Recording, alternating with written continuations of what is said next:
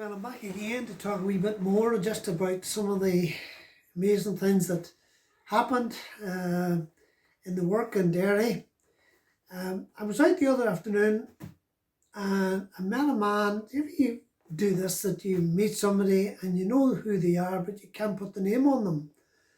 And I fuzzled around my head, but could I remember the name? But I'll tell you how you can remember my name. Obviously it's Jack, but the next time you see me, you mightn't remember it. But I would have said to certain people, my name is the most common name in Derry. If you went to Craigan or Bogside or Brandywell, the places that I've worked, it's the most common name. And people say, not at all. It's Mickey, it's Paddy, it's Seamus, it's Liam. No, I says, my name is the most common name. And they look at me with a blank expression. And I would tell them that, you see, during the Trouble, they were always shouting my name. Hi Jack, hi Jack. And of course you understand that they were hijacking vehicles. So the next time you forget my name, remember, hi Jack.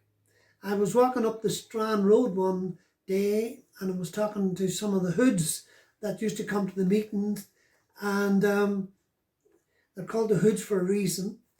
But I heard this shouting, hi Jack, and it was raining, and I saw some of them and went over to talk to them. And one of the fellows there says, go and pray for me. I need you to pray for me. I'm not that well.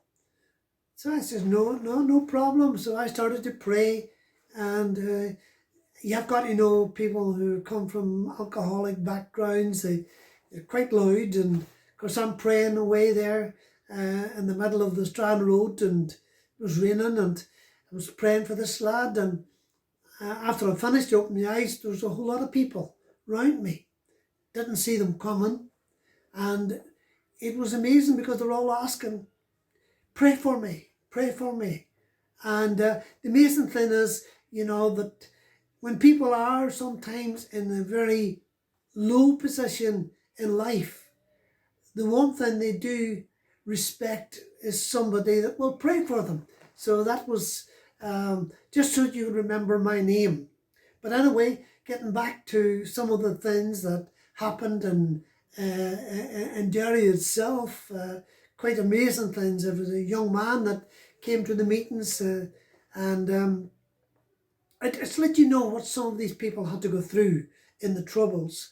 And this young man heard a bomb going off for him, and he knew it was from the back of his house. He runs through the house, runs out the back door, and there a wee friend of his was trying to chuck a blast bomb up over the wall where the army would have been walking down.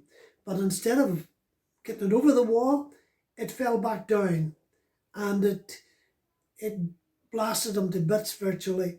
And when he ran round, and he says he was just dying, and his eyes were looking for help, and I knew I had no way of helping him. Now this is some of the terrible things that's burned into the hearts and minds of many of the people in these areas. And I've had to deal with some of those difficult situations.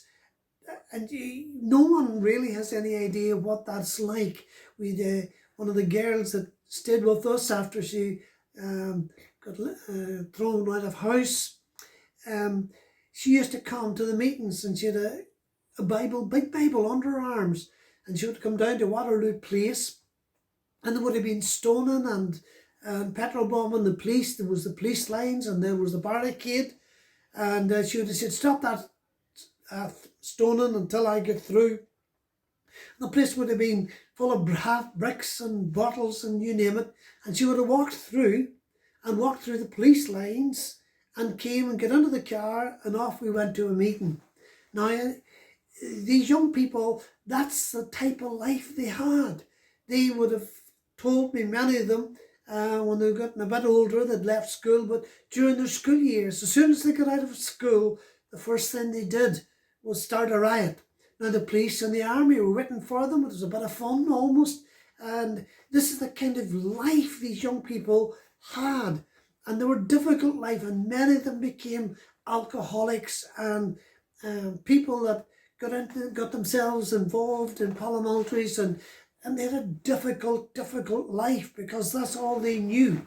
Every day there was bombs going off and difficulties like that was happening.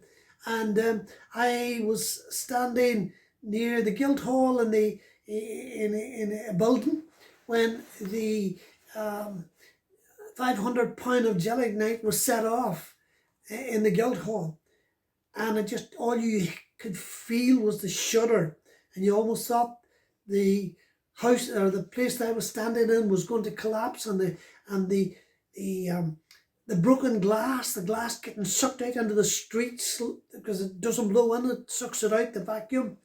And that's a fearful thing.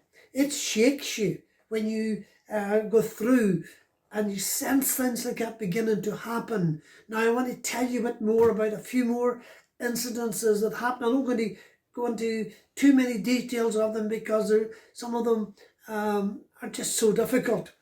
But anyway, I'll come back to you perhaps tomorrow again and tell you a wee bit more. Thank you.